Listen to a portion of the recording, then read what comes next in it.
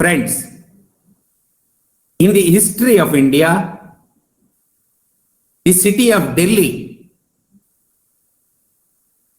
occupied a very important place and played an historical role. I do not wish and propose to give a detailed history of city of Delhi. When it was taken by, who built it, who ruled it, are all not important for the purpose of today's topic. But before independence, that is in the middle of 19th, up to middle of 19th century, Delhi was the capital of Mughal dynasty. After Sipai Mutiny in 1857, the Britishers waged a war against the last emperor of Mughal dynasty, defeated him and occupied the city of Delhi. Since then, it was in the occupation of Britishers till we got independence in 1947. After occupying the city of Delhi, the Britishers shifted their capital from Kolkata to Delhi in 1911. From 1911, for the administration of Delhi city, the British government appointed an officer called Chief Commissioner of Delhi. This officer was looking after the administration of Delhi. After independence in 1947, the government of India continued Delhi as the capital of Union Government of India. The Government of India in 1956 reorganized the states. In this process, the city of Delhi was declared as Union Territory. In this Union Territory, a Lieutenant Governor was appointed by the Government of India for the administration of city of Delhi. Later, in 1991, the Government of India amended the Indian Constitution, incorporated a new article, that is Article 239, capital A, and renamed the city of Delhi as National Capital Territory of Delhi. This is another stage of development which we see in the post-independent India. Under Article 299, capital AA, first important thing that we have to notice, this article specifies that the people of Delhi can elect a legislative assembly.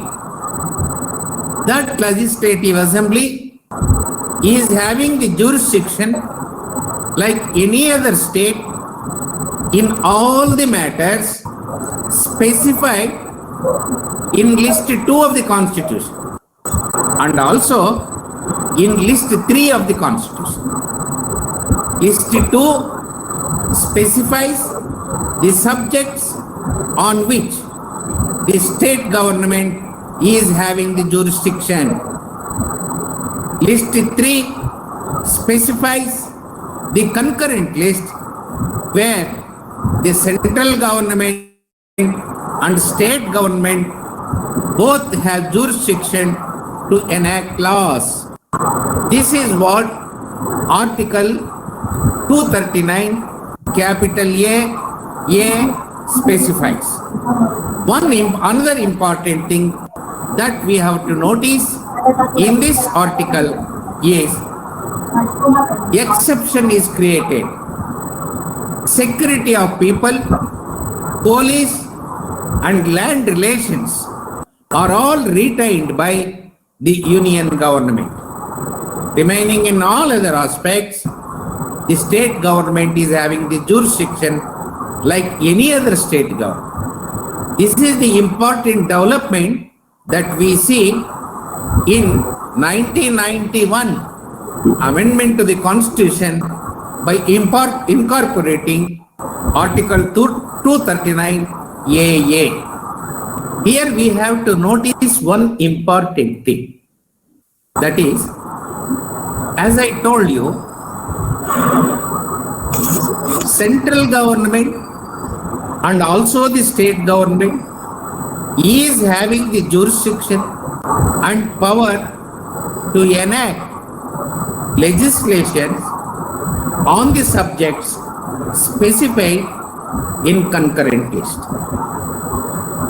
In such a situation, if there is a conflict between the law enacted by the central government and the law enacted by the state government, in such a conflicting situation, the Supreme Court ruled that it is the central law that prevails over the state law.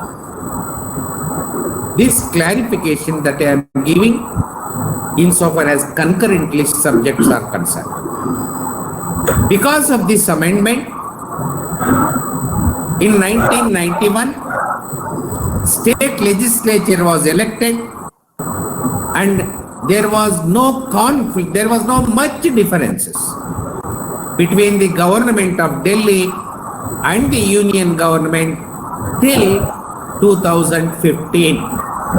Though there were certain small differences, they were all thrashed, solved, and they did not become prominent, they did not become a legal impediment for the proper and regular governance and administration of city of Delhi between 1991 and 2015. 2015. In 2015, a peculiar situation arises. In Delhi, the capital of India, BJP political party came to the power and occupied the union government. At the same time, in Delhi, the state legislature was under the control of Aam Aadmi Party, AAP. Between the union government and the state government, the conflicting interests were growing day by day between BJP and AAP. In such a situation, in 2015, the union government issued an ordinance. This ordinance is important for the purpose of today's discussion. This ordinance empowers the Lieutenant Governor of Delhi to have ultimate control on the services, appointment officers, transfer of officers, promotion of officers, demotion of officers, suspension of officers, dismissal of officers, like this, on all the service conditions of Delhi employees came to be vested with the Lieutenant Governor and not the elected governor. This ordinance became the starting point of the conflict between Union government and Delhi government. The Delhi government, being aggrieved by the ordinance issued by the Union government in 2015, started a legal battle. The Delhi government questioned this 2015 ordinance before the Delhi High Court.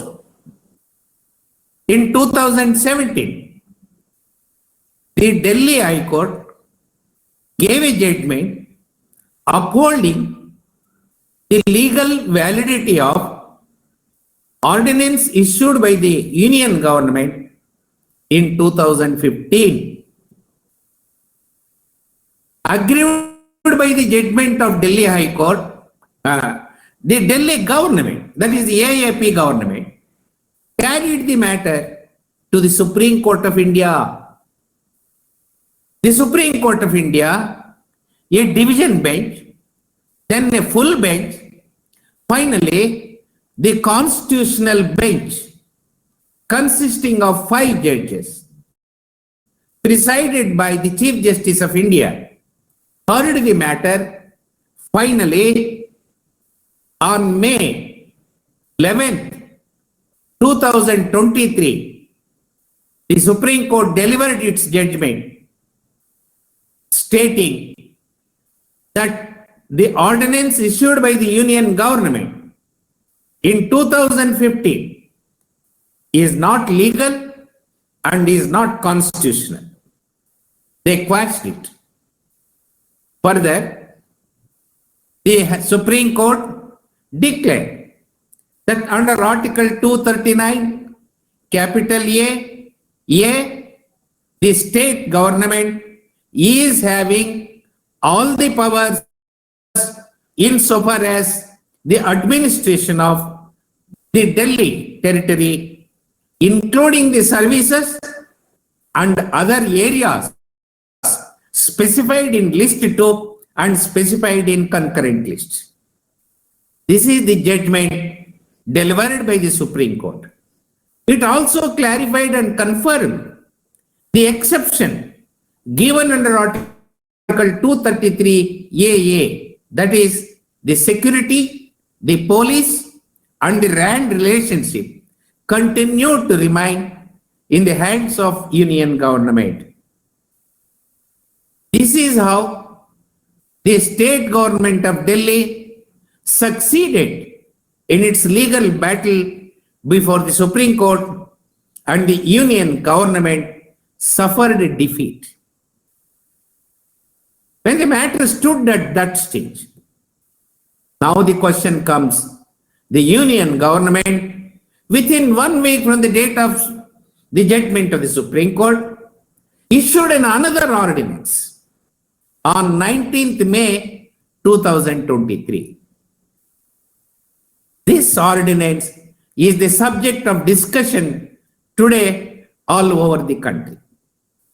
This ordinance specifies that in the matter of services in the territory of Delhi,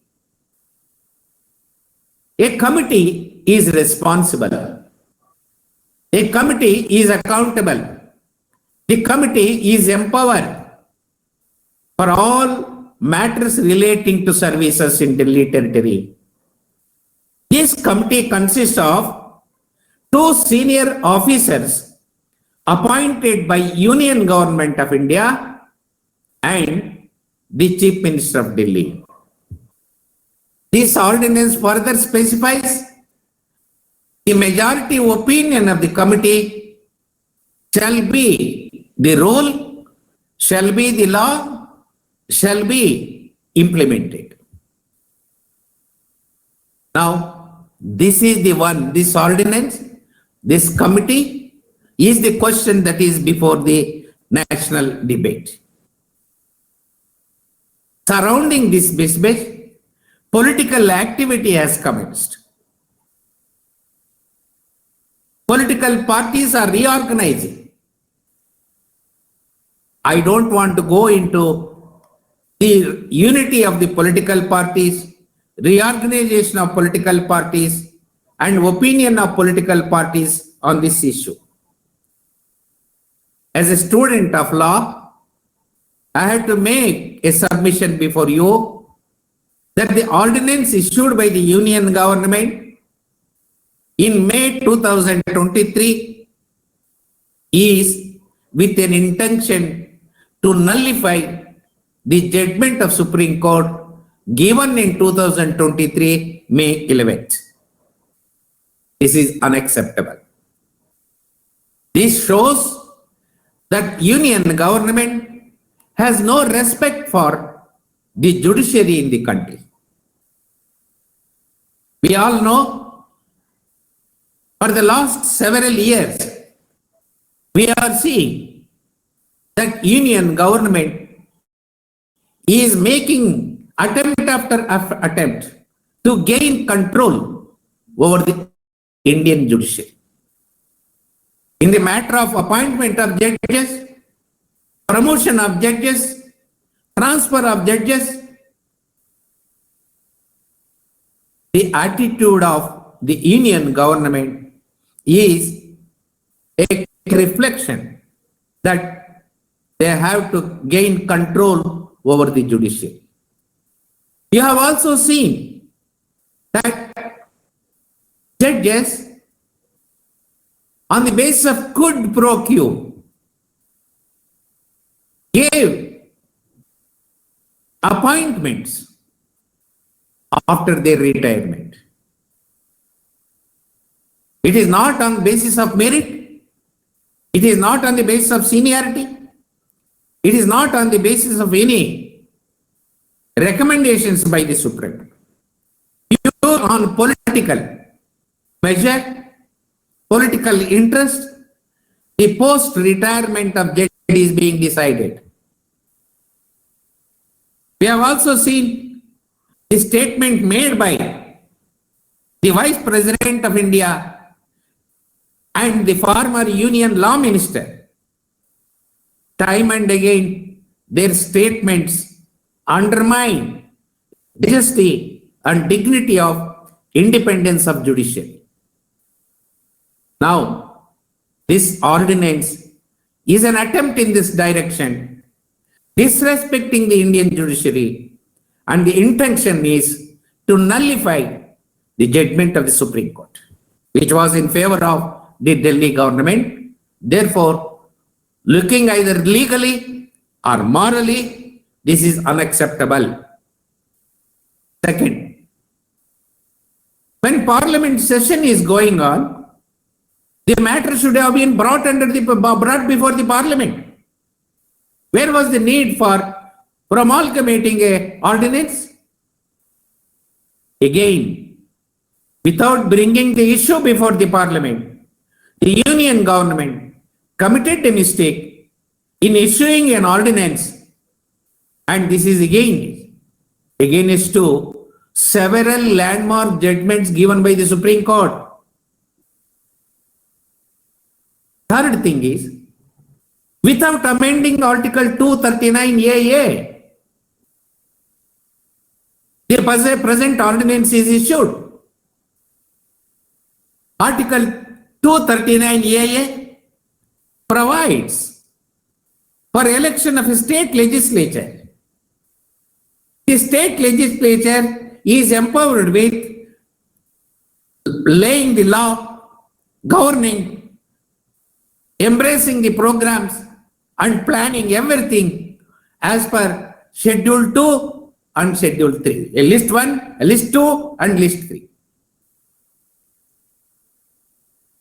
Again, the present ordinance is contrary to the constitutional provision of Article 399AA, and this is unacceptable. Another important thing is, when there is a state legislature, what is the purpose of the state legislature? How do you bypass the state legislature? Bypassing the state legislature, constituting a committee, and that committee is empowered with the power to deal with the service conditions of the employees in the working under the union territory. No. Bypassing the state legislature and creating a extra constitutional body called under the ordinance in 2023 is undemocratic. This is unacceptable. Another important thing that we have to see in this development is, for the last several years, in several states, we are seeing how the federal structure is being dismantled. Economic power is concentrating in the hands of union government. Political power is concentrating in the union government. State legislatures are bypassed. All these developments reflects that the present union government has no belief in the federal structure of India. If federal structure of India is demolished, then there will be no India. This I have made it clear several times. Governors in some of the states are acting as political party agents of union government. That we have seen in Kerala, Tamil Nadu, Telangana, West Bengal, and many other states in the country. This is how the very federal structure, which is one of the basic features of the Indian Constitution, is being dismantled. The present ordinance is an attempt in this direction. Therefore, looking from any angle, the present ordinance is unsustainable in law. It is unconstitutional, undemocratic, anti-judiciary, anti-federalism. This is unacceptable. This should not be allowed to go. This is the time where the parliamentarians express their wisdom, come together, defeat the ordinance when it is presented before the parliament.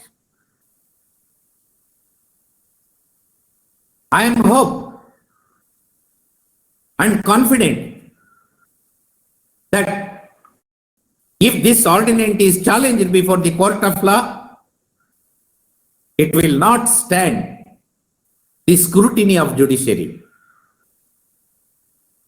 I am of the opinion that the union government will suffer a miserable defeat before the court of law if this ordinance is challenged. I hope that the government of Delhi will definitely challenge this before the Supreme Court of India. Further, what happened to Delhi in today's ordinance may happen to any other state government tomorrow. Why only in Delhi? They can extend it to any state in the country. In such a situation, the very principles of democracy on which we have built this country and the institutions that we have built the rights that we have given, the reforms that we have brought will all be ruined. Therefore, this is the time where the country, as one voice, the people of this country protest against this ordinance and save the constitution, save the democracy, and save the independence of judiciary and save the federal structure of India. With these words, I conclude and I thank Vinay Kumar and all his friends for providing this great opportunity to me to share few thoughts on the recent development of the ordinance issued by the Union government on 19th May 2023 relating to the service conditions in the territory of Delhi.